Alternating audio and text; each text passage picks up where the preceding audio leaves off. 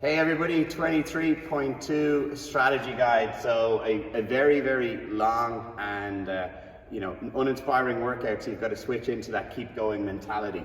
So for the first part, 22.1A, or 2A I should say, you want to think of this in 5-minute blocks so you can maximize your score. If you sprint straight out the gate, you're going to slow way down on the burpees or the shuttle runs or both. So the first 5 minutes, comfy pace. You should be able to talk, but don't.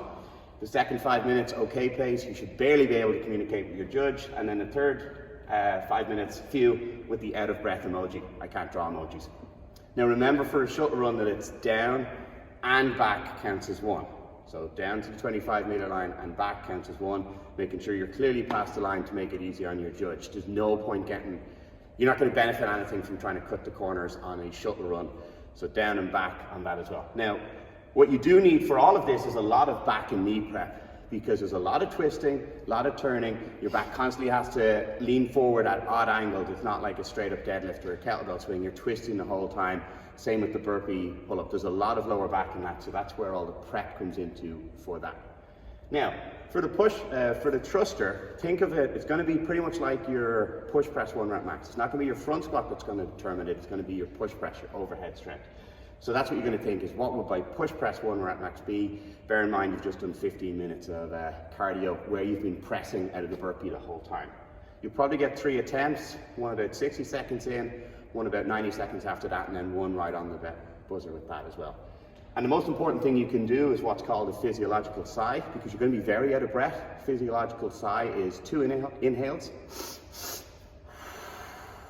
long exhale. That is the quickest way you can get your heart rate down and your stress response under control so you can lift. Best of luck, I'll talk to you afterwards.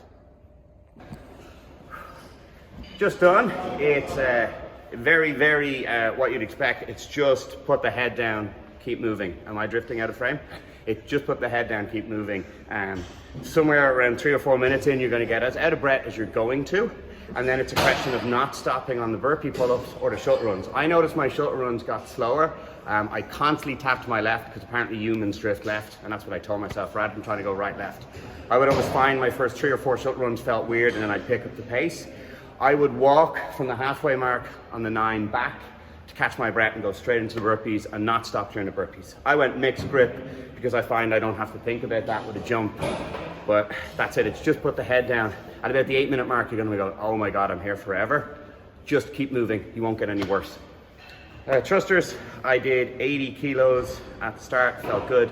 Did 93, John Kennedy was looking too attractive, so I missed it. Did 93 again, got it. 103, had a beautiful front squat and pressed to my eyes, and that was about it. Sorry, 101. So 93 or 190 odd pounds. Yeah, best of luck guys.